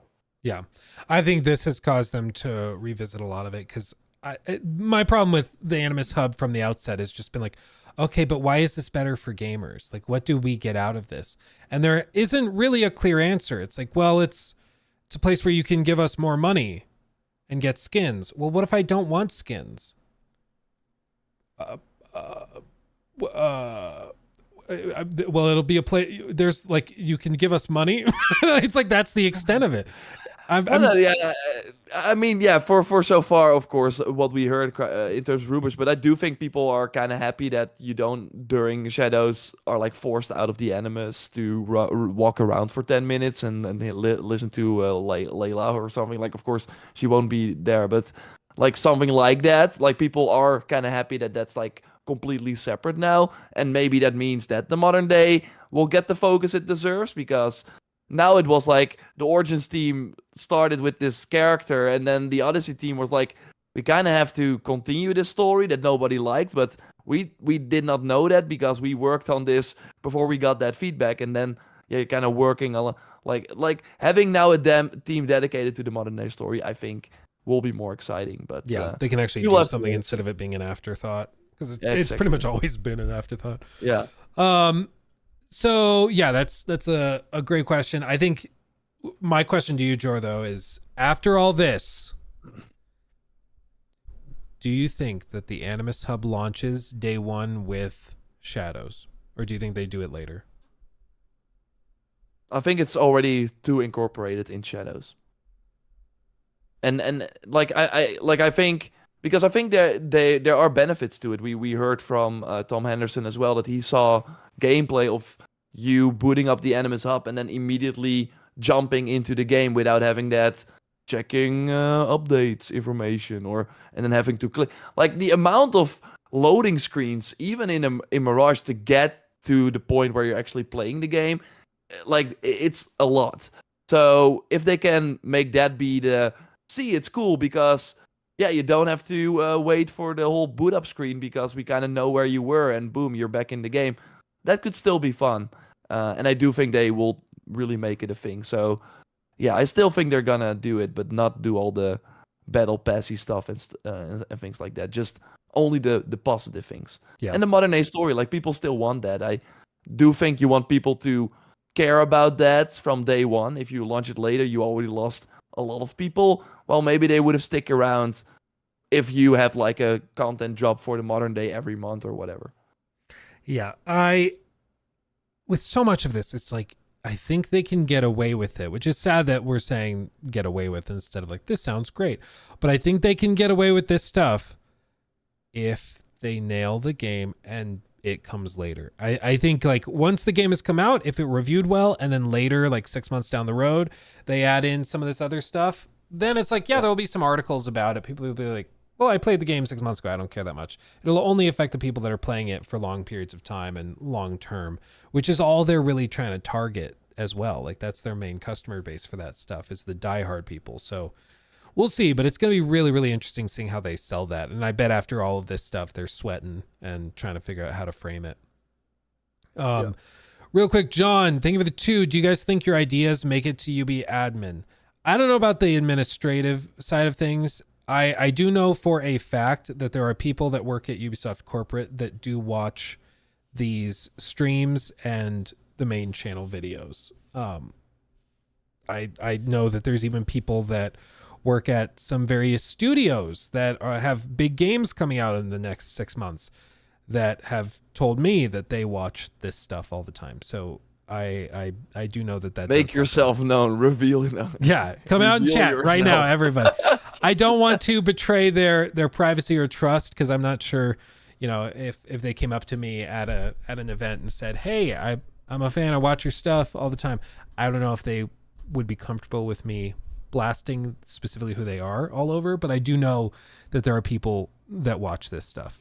I mean, it's not weird, right? If you're like at a company and yeah, you are curious what other people are saying, and I think our show and other content is like a great way to kind of get a feeling for what people are feeling. And sometimes you're at these corporate situations and you might agree, but you still know way more of the ongoing things that yeah we can only kind of guess based on our experience and on our side of the industry. So I think it's also like kind of interesting if you know some things to kind of watch other people and be like, no, Oh, dude, it's not really true. I've always wondered, like some of these people that, like I met one person at Summer Game Fest, and they're like, we were talking about a game that's coming, next year at some point, and this person knows like everything. Okay, this person knows exactly what's happening, exactly what it looks like, what it play. And at this point, we had seen like nothing, and so we're chatting, and they're like, maybe. And I've always wondered what it must be like to know all the answers and to watch two idiots like us ramble back and forth trying to figure out what the hell is going on or speculating. And I'm sure it is useful, like you said, if you're working on a project for years and you just want to see like roughly where the community is and put your finger on the pulse, that could be a great way of doing it. But it is very fun. And I always tell people, like, when I tell you comment below what you think of this, it can have an impact. Like, there are people that, like, gamers are gamers. They like watching gaming content. The people that are making these games are often watching videos like this, and they'll see your comments. You know, they do keep a finger on the pulse, as it were, to make sure that they know kind of where people are at. So never underestimate how interconnected these are. And I do think that if they say, hey, I watch your stuff, that I like, sometimes we, of course, get to see a game early or whatever, and then a leak or something comes out, and then we see some people cover it, and then we know for a fact that it's not true. And I do think that if that happens often for the same people, you're like, they don't really know what they're talking about. So that's why it's sometimes... right? So that's why it's sometimes kind of cool to hear from people that they watch your stuff, because then you do know, okay, maybe like there's probably something here, right? Otherwise they would not like go out of their way if you are constantly saying stuff that is not true. And of course everyone, like of course you don't say, like, you can't be like completely correct, but I also think it's about having another different angle. Like, it's so easy if you're constantly focused on one game and you kind of think it's the best thing ever, and you kind of get blindsided, of course. So that's another way where we are kind of third party in that way, and also usually see the industry again through a more community focused aspect, because we talk directly with you watching. So it has a lot of like that's what's kind of cool, that there are like multiple groups in the gaming industry, obviously, all sharing their things. Yeah, absolutely. So good question, but yeah, John, I think it definitely does happen. Alphatron, real quick, thank you for the 5. People don't know that if you make a Disney product, you have to sell a certain amount or you will have to pay penalties. Disney contracts are cutthroat. Yeah, I think there's a reason most companies work with Disney once and then not again. Arcade Portal, thank you for the 5. I haven't bought a Ubisoft game since they required a Ubisoft account. PlayStation, PSN, EA, and Rockstar are on that list as well. The Rockstar launcher especially is really bad for me. I can never get it to remember my password, and it always crashes when I try to log in, because I'm that guy that likes to replay LA Noire regularly, and so whenever I try to boot that up and it requires the Rockstar launcher, it's always a headache. But anyway, all that's great. All that's great, everybody. You don't like the social club? Oh, weird. Yeah, that's weird. I don't. I do not. You don't want to be social. I don't. I'm a YouTuber. No, I don't like to be Yeah. social. Real quick, let's do this while we still have a little bit of time. Yeah. Hold on. My 3-year-old turned on his bedroom lights. Lachlan, can you please turn off the light and close the window and hop in bed? Thanks, buddy. He's so naughty. During nap time. Keep us posted. Busted. Okay, so I think the easiest way to do this, we could run through the whole cast of characters. We could do that, but I'm not sure how helpful that would be. So I think maybe the simplest way is for us to pick the extremes. Okay. So I want to know like top 3 protagonists in the AC franchise of all time for you. I won't make you do bottom 3, but I want to know your least favorite. And we're talking mainline protagonists, okay? So don't worry about the smaller spin-off stuff. But like your 3 favorite, your least favorite, and then the one you find to be the most mediocre of all, okay? Sure. It's a big moment. So I'm gonna start with number 3 of my favorite, and it's hard, but I'm gonna say Cassandra. Oh, okay. Yeah. She really grew on me over the course of the game. I think her lighter tone, and just the whole Malaka thing. Malaka. Yeah, I liked it. It's like a perfect example of what Odyssey is, right? A lighter, tropical vibe going through ancient Greece. It Mm. was a ton of fun, and I think she's like way better than Alexios. Like while they say the same things, Malaka. Yeah, it's a different thing. Yeah. it works better for Cassandra or something. I don't know, but I like her, and I'm happy that we see more of her through the series, of course. Yeah. Number Okay. 2, yeah, of course, Ezio. Of course. Okay. But for some people, he was easily number 1. I think he's of course super charming. He's the most iconic of them all, but for me personally, a character that I just liked more because of the acting, the intentions, the sort of story he went through, that you can kind of look at his story and be like, maybe you are the villain after all, but still that you in the end are like, no, but I totally feel you.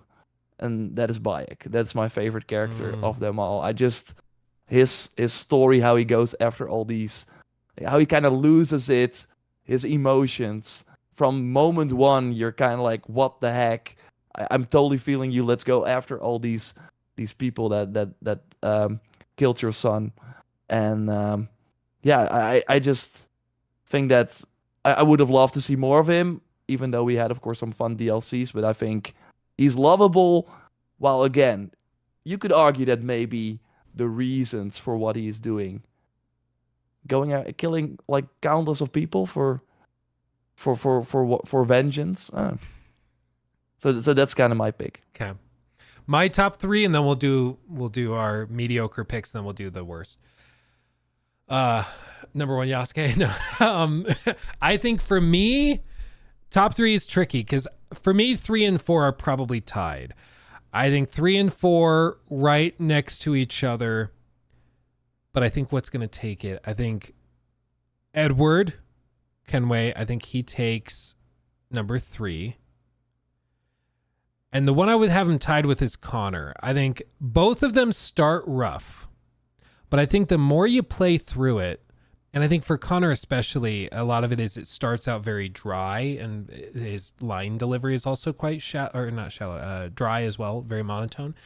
But the more you play, the more I think there's nuance there that you don't see at the outset.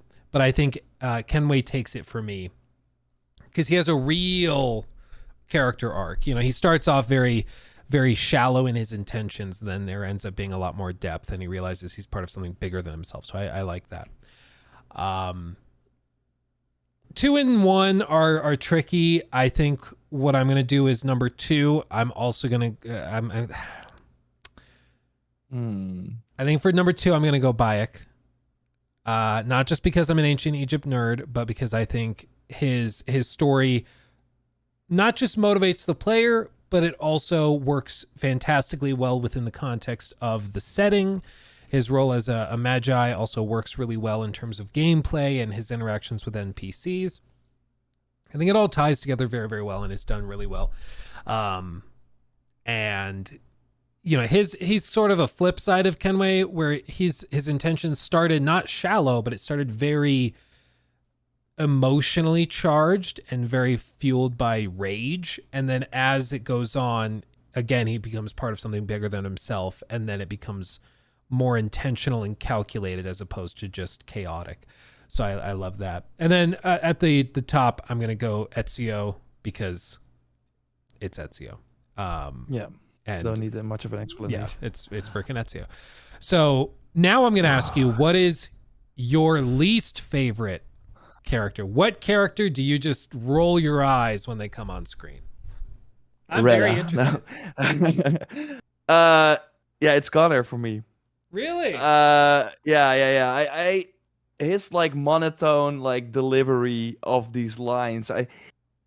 I know it just never really grabbed me.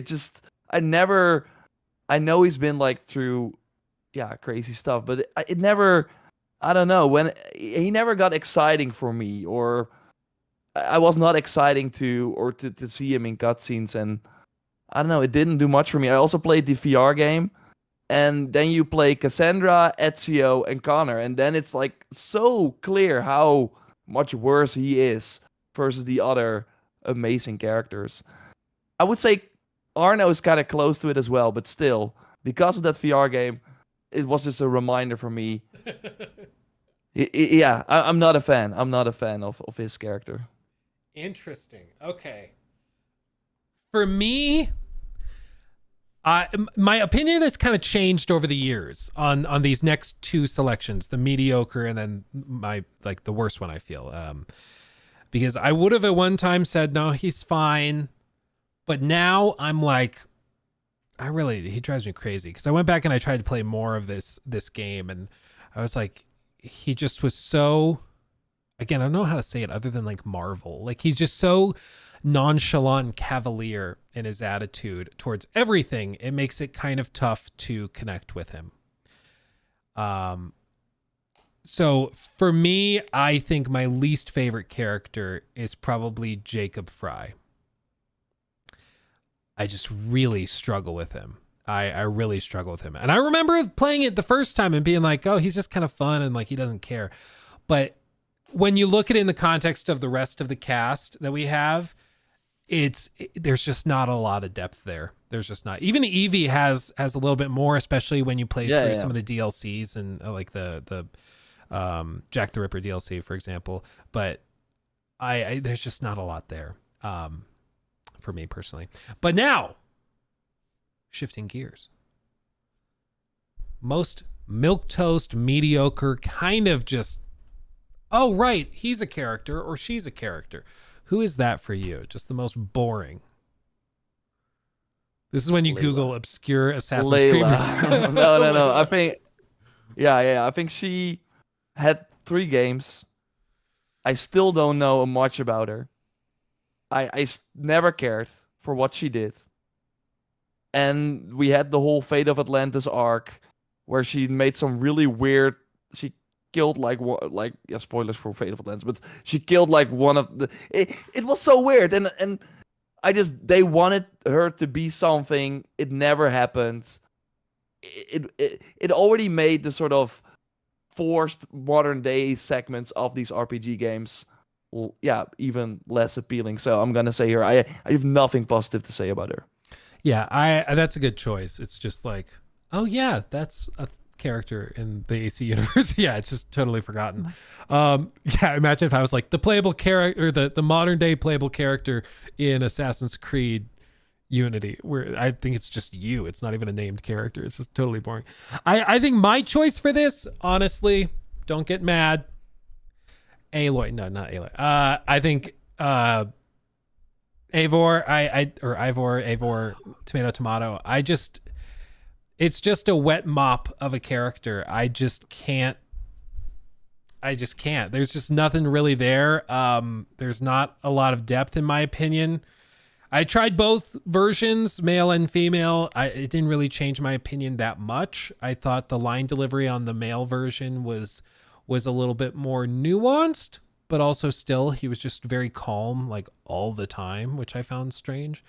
But there's just nothing really there. It's just, I think by design, I think he was supposed to be a blank canvas upon which you project yourself. So perhaps that means it worked. But I think, again, when you look in the context of every other character and all these other amazing protagonists, there's just not much depth there. Especially because Eivor got like a lot of screen time if you combine all the DLCs, and they still could not make it work. But that was also because none of the DLCs pushed their story forward, which was crazy.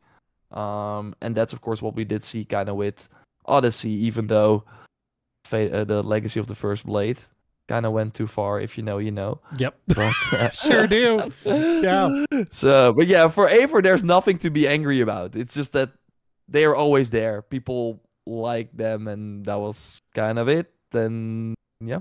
Yeah. Just not much to say. No. So great options. Do you have any Honorable mentions for worst character, maybe anybody that got close to you, Yeah, or I is it already just Connor by a said it like mile? as a joke. Reda. Do you know Reda? It's like the guy who sells you like the loot boxes in Origins, and Oh then he shows yeah. up in Valhalla. It's like the tiny guy, and like he had like he also so long like he says an annoying voice, and I he had this bug where he looked like a nightmare character if you would like if you like used the if you like looked at him from like far away. And I don't know, I was forced to like go to him every week because he was like he had like random items for sale. And I don't know, they were trying to make him a thing. He had this army of slaves, kids in England that you could like see in the cities, and they would give you like contracts and stuff. It did not make sense. He showed up in Swordofheim as well, and sort of like people are thinking, is he a Izu god or whatever? Like, does he even exist? Because how can he be in Valhalla and in Origins? But they never explored that, so that was just weird. Yeah, there's a I think there's a number of them kind of like that. There's lots of fodder for it. I mean, where would you rank male Alexios? Does he land significantly differently than Cassandra? I liked him as Demos actually. I thought that was actually pretty well done. Um, I don't know. I like that. Of course, in Odyssey you could not really change. So I mostly played Cassandra.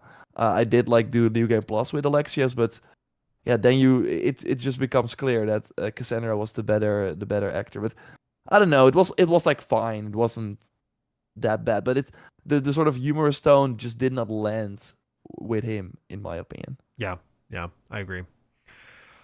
Well, fantastic choices, Mr. Joe Raptor. I think that those are all You very too. solid. You I do too. find it interesting that we're on two sides of the coin with Connor. For Maybe one I of should us, go it's like back up to there. AC3 and give him another shot, but that I did that see that that I did see somebody comment in chat right as you said that he was your least favorite. Somebody's like Joe Raptor hates America because Connor is like tied to that whole plot line. Maybe that is part of it. I mean, I do think like I know I do not look it, but my family has a lot of Sioux Indian. Like we're from the Black Hills in the Dakotas, and some members of my family look much more like it than I do. But my grandma, for example, was very in tune with the reservations, with friends that still were very active with the religious traditions and everything else. And so I think for me it was kind of cool to see some of that stuff echoed, at least adjacent with other tribes and things. But it's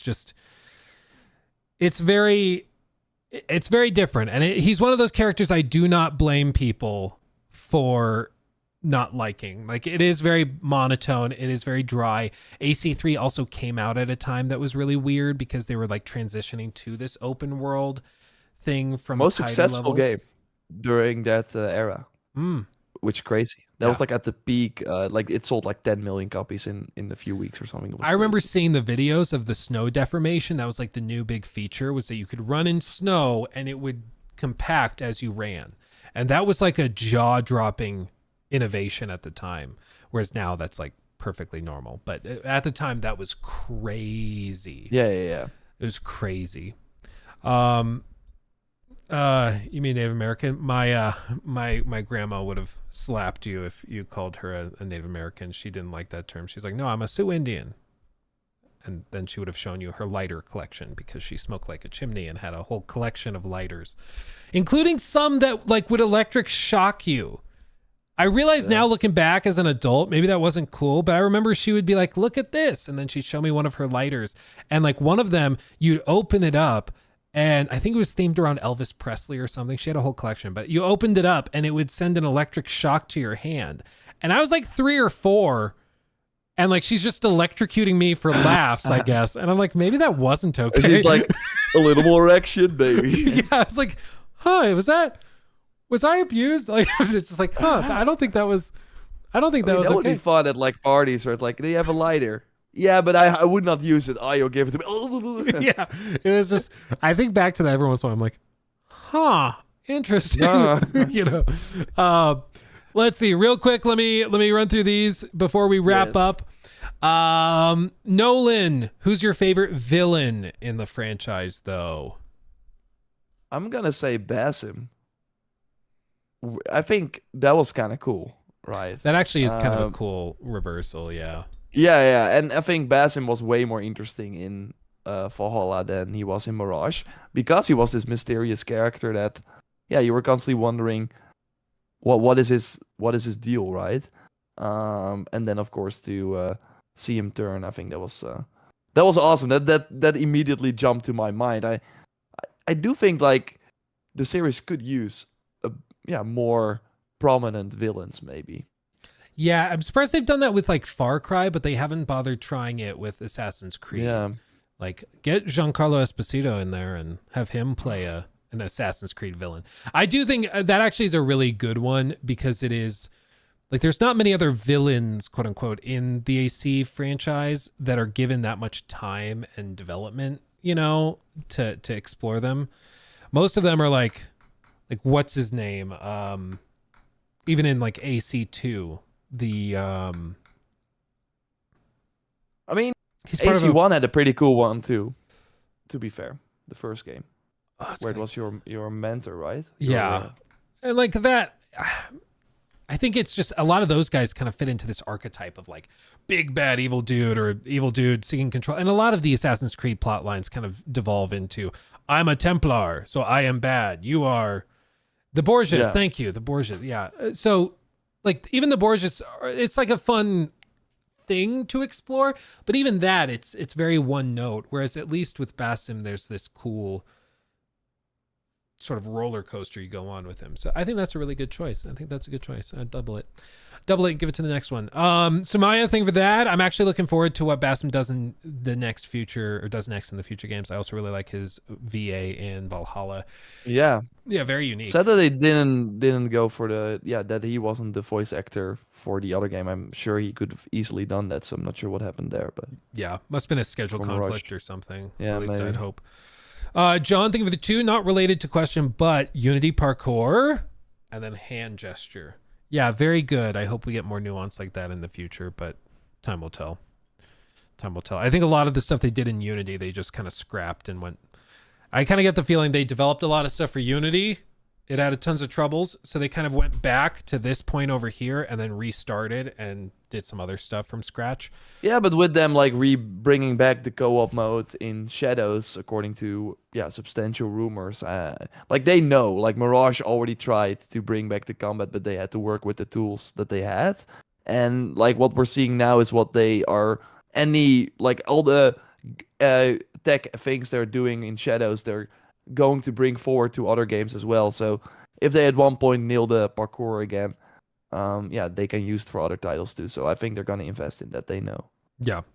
I think that makes sense. I mean, it's an easy W if they can showcase like it actually has more moves than Unity, and like they. Can It's easily go wild there. though. Like one more thing, like it's wild though that they are chasing their own highs against. Like Yeah. how can you go from this to this and then not even reach your previous highs? Well, and That's it's just crazy. it's funny that Unity for years was like the whipping post. Like that is the game that you reference when you want to reference something horrible.